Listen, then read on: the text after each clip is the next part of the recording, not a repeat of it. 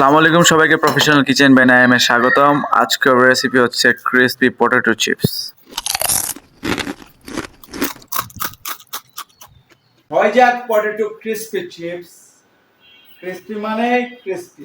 Chips করার জন্য মেশিনটা কিনে নেবেন, সাবধানে প্রেস করবেন, আঙ্গুল কেটে যাওয়ার সম্ভাবনা থাকে। ঠিক এভাবে এক সাইড করার পর ঠিক অপর পাশে আবার আরেক সাইড করবেন, ঠিক সাইড বারবার ঘোরাতে থাকবেন, এমন হবে।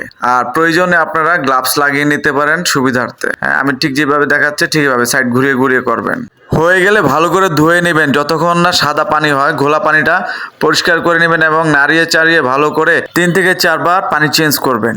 পানি সহকারে ফ্রিজে রেখে দিবেন ঠান্ডা হওয়ার জন্য, তাতে করে চিপসগুলো ফুলে উঠবে। আর ফুলে উঠলে আপনারা ছেঁকে নেবেন ভাজার আগে। ফ্রাই করার জন্য গরম তেলে দিয়ে দিবেন এবং যতটুকু পরিমাণ অতটুকু দিবেন, তার চেয়ে বেশি দিবেন না, তাহলে সুন্দর করে ফ্রাই করা যাবে না। মাঝে মাঝে নেড়ে চেড়ে দিবেন। 3 বারে ভাজবো, যেহেতু 3টি আলু একসাথে দেওয়া সম্ভব না। হয়ে গেলে ছাঁকনির মধ্যে রেখে দিবেন, তেল থাকলে ঝরে যাবে। তারপর এটি বলে নিয়ে নেবেন, বলে নিয়ে লবণ ছিটিয়ে ভালো করে মিক্স করে নাড়িয়ে চাড়িয়ে নেবেন, যেন বা লবণগুলো সর্ব জায়গায় মিক্স হয়ে যায়।